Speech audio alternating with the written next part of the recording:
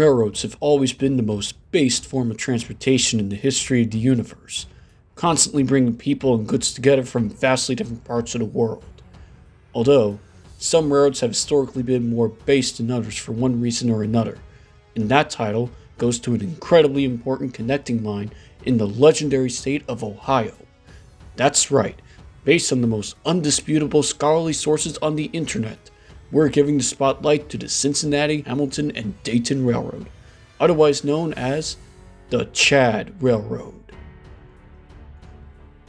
The story of this legendary Giga-CH&D starts towards the beginning of railroad history in the United States of America, where railroads have proven themselves as the most based form of transportation in the Northeast, and they're quickly moving their way west to connect multiple industries with the rest of the continent. One of the many great men who saw the sheer awesomeness of trains was John Alexander Collins, a locomotive engineer by trade,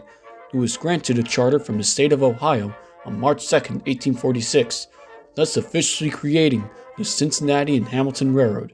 intended to connect one of the largest and most epic cities in the state with a nearby railroad town. However, this name wasn't epic enough, so they decided to build the line further and rename it to the Cincinnati, Hamilton, and Dayton Railroad, or CH&D, thus connecting another base town in Ohio in the process, as the project gained support from a long list of kings that's too long to read. The railroad hired Robert M. Shoemaker to construct the railroad with an extra amount of drip, after already giving swag to the Mad River and Lake and the Little Miami Railroads, as the long-awaited CH&D finally opened for the world to behold on September 18, 1851, where this railroad hosted two inaugural trains from Cincinnati and Dayton that met at Hamilton. But CH&D wasn't satisfied with just staying within the bounds of the name, as over time, other towns and neighboring railroads saw how based CH&D was as they eventually joined forces, as some railroads were acquired by CH&D, while others provided connecting service for better access to the rest of the country.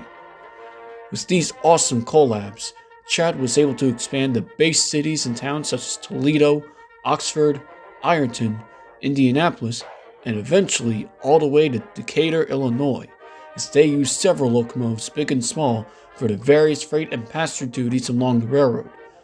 Some engines were small lads like this one, intended for moving various freight cars for larger engines to pull across the country, while others were larger lads that pulled passengers and freights to other towns in Ohio and beyond, as CH&D kept buying larger and more modern steam engines as time went on, in order to keep up with the more intense freight loads and demands. Needless to say, CH&D was making big-time stonks with the endless flow of traffic, as they also used epic advertisements like this one to showcase how based they were. This lad is chillaxing inside a luxurious dining car, drinking the finest of liquor while rocking the most based mustache of all time that meshes into a beard, all while passing a ginormous factory with a busy town behind it, thus proving that CH&D was a railroad that you could guaranteed trust to make any town it graced through strong and based. However, even CH&D has some bad days and faced some challenges in addition to some uncool handling of money, such as a big wreck in 1910 and a massive flood in 1913. But no matter how over things looked, CH&D always came out on top, as it continued to help countless people and businesses in Ohio and beyond, as various other railroads wanted to purchase CH&D, with the Baltimore and Ohio ultimately purchasing the railroad in 1917. Now part of one of the most based and longest lasting railroads in America, the B&O would use CH&D's main line for the Cincinnati, a luxurious streamliner that ran between Cincinnati and Detroit, with the other branch lines continuing to see trains from the B&O, with many engines from CH&D being absorbed into the B&O to continue running on their home ground. But the story of the CH&D Railroad doesn't end there, as after being absorbed by the base in Ohio, CH&D would respawn as the next incarnation of an interurban railway network in 1926, or a railroad that uses small rail cars for passenger and freight service that have zero emissions due to being powered by overhead electric wires.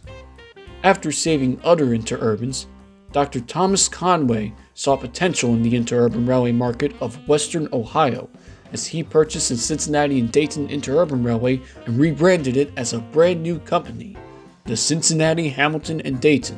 or CH&D. Chad was so back and better than ever, this time as an epic electric-powered interurban serving the same region as its previous heavy rail form, but this time closer to town centers, as several parts of the main line ran down the middle of the street, as the tracks were built into local roads for better access to local businesses.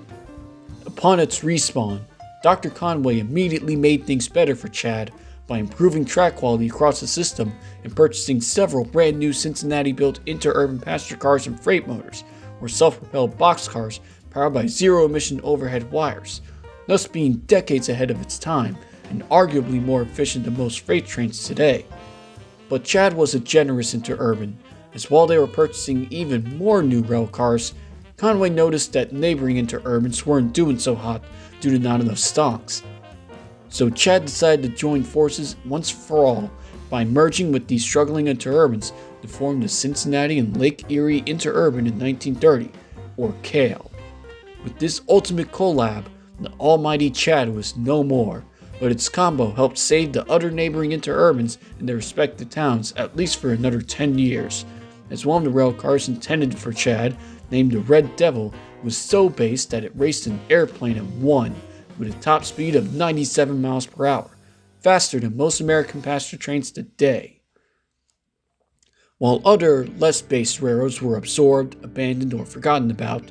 the epic legacy of Chad continues to live long to this day, as many stations along Chad's main line are still intact, as the main line currently sees mainline freight service from CSX on their Toledo subdivision, while their Decatur branch is served by the CSX Indianapolis subdivision and the Decatur and Eastern Illinois Short Line, a base Class 1 currently writing one of the greatest comeback stories in freight railroading, and a small but based railroad that remembers the small towns in between the main lines of America. Meanwhile, a handful of freight motors from Chad's time as an interurban were preserved in several trolley museums across the US after working for many other interurbans later on, as all of these stations, trolley cars, and more serve as never-ending remnants of an awesome time not too long ago where Chad was king of the rails. Thank you all for watching. Credit for all the photos used go to their respective Chads, and if you thought this video was epic, be sure to like and subscribe. Have a based day.